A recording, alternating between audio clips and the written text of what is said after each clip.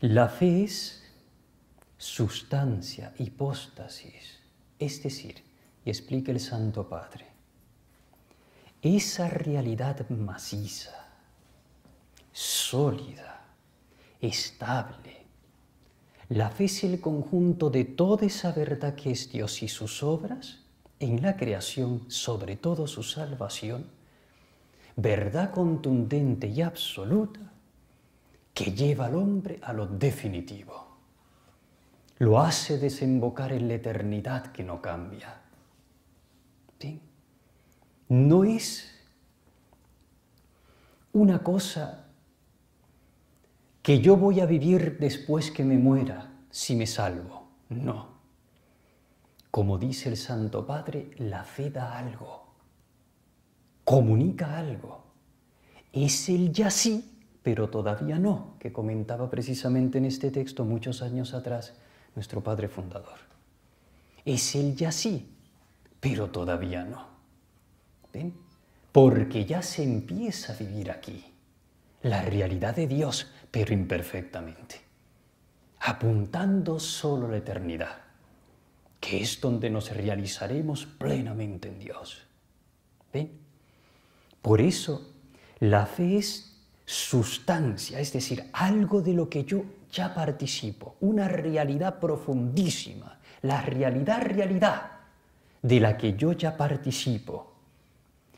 Y al tiempo es una realidad que yo espero, en cuanto que todavía aquí no la vivo a plenitud.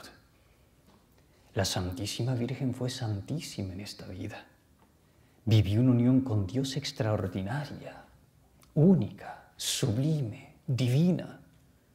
Sin embargo, la Santísima Virgen tiene que pasar a través de los túneles negros del dolor, que en la providencia Dios guardaba para ella como corredentora, porque junto a su Jesús tendría que en dolores de parto un día en el Calvario engendrar el mundo para Dios. No podemos decir que ella aquí vivió su cielo en la tierra anticipado y plenamente. No, que tuvo momentos de cielo, sí los tuvo.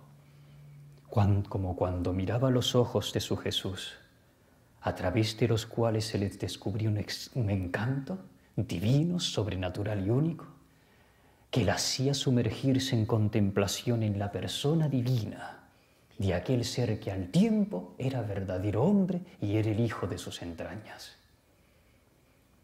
Como cuando lo tenía bebé en sus brazos y era Dios y lo creía. Y en contemplación altísima se sumergía en el misterio de su Hijo. Lo disfrutaba, lo amaba, lo adoraba, con una dicha inapreciable. Pero eso no significa que estuviese exenta de las rudezas y de las crudezas de esta vida, que de alguna u otra manera siempre azotan y castigan al alma y al cuerpo.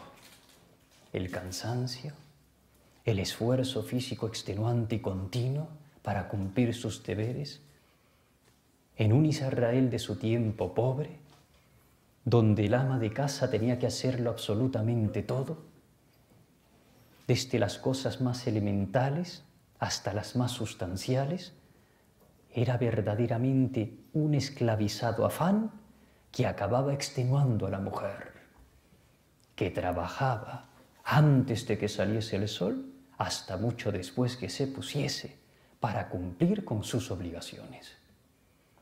La Santísima Virgen, las escasas horas de descanso que tenían, porque después del trabajo y antes toda su vida era consagrada en oración intensa, y en oración concentrada durante el trabajo era el tiempo, siempre presente Dios. Pero aislado de eso y a solas, antes de empezar el trabajo, después al acabar, elevaba fervientemente su alma a Dios y solo se daba el necesario descanso, lo estricto necesario. Y si hay santos que han dormido 4 horas, como San Antonio María Claret, dice San Bernardo que no podemos dejar de atribuir a la Virgen nada que no haya poseído ningún santo de una manera más sublime, más perfecta, por ser santísima. Lo que significa que quizá ella sin duda dormiría todavía menos. Solo Dios sabe. ¿Y qué noches pasaría en vela sin dormir para luego trabajar? Se guarda en el misterio de un Dios que la hizo tan divina, que la hizo inmaculada, que la hizo la llena de gracia. Ante esto, como digo, Dios no le guardó a la Virgen, ¿sí? Sufrimientos, esfuerzos, fatigas, entrega, porque ella estaba destinada en Dios y en su divino pensar desde toda la eternidad, no solo para ser madre del Hijo de Dios, sino para compartir su mismo destino. Por eso en la Santísima Virgen hay que amar.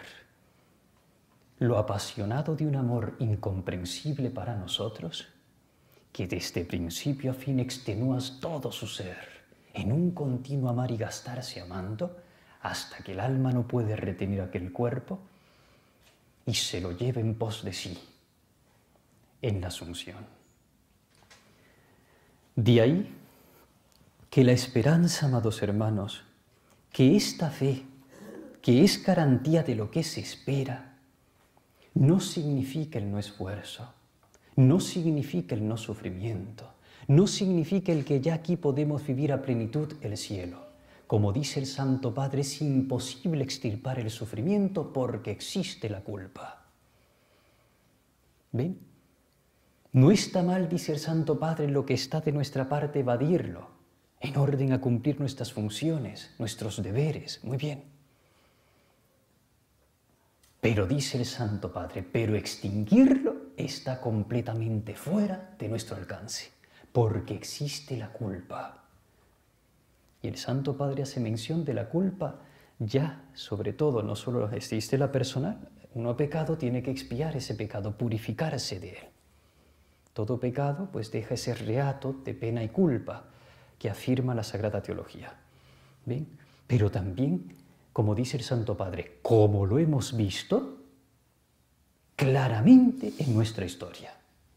¿Ven ustedes el acontecimiento del comunismo, del nazismo, todo lo que eso ha traído, de dolor, de sufrimiento, de desgarres, de desgracias?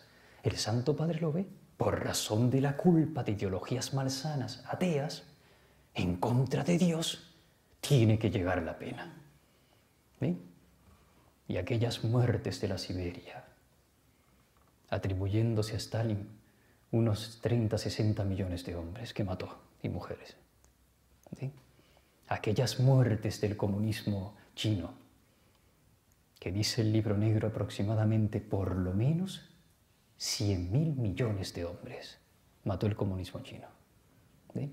Aquellas muertes del nazismo con Hitler, aquellos 6 millones de judíos y toda Europa desgarrada en el dolor y la miseria por una guerra espantosa. ¿Ven? A eso se refiere el Papa. Ya lo hemos vivido, ya lo hemos visto. Eso es en grande lo que sucede en pequeño en nuestro corazón. Ya sea por los pecados pasados de los cuales tenemos que purificarnos, ya sea los pecados presentes, siempre hay culpa, por lo cual no se puede extinguir el dolor del mundo, el sufrimiento del mundo. Pero hay que mirar el sufrimiento no con una óptica pesimista, no con una óptica unilateral de desgracia, de desventura, de desdicha, de horror. No, porque si fuese así, les aseguro que el Hijo de Dios no se hubiera subido a la cruz. Si el sufrimiento fuese tan horroroso, tan feo y tan asqueroso como me lo pinta el hedonismo actual, el Hijo de Dios no se hubiese subido a esta cruz para salvar y no lo hubiese asumido como propio en orden a poner remedio a los males del mundo.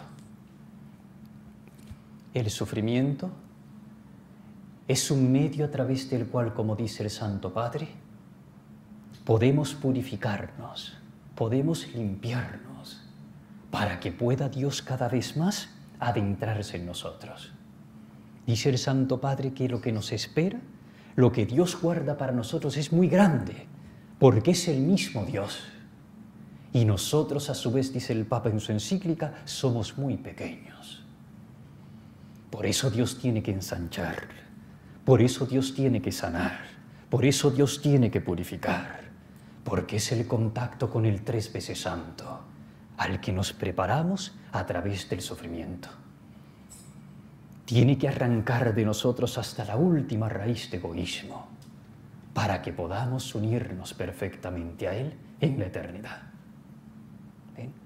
El sufrimiento no es malo, es un medio a través del cual, como dice el Santo Padre, se nos abre un panorama maravilloso de esperanza.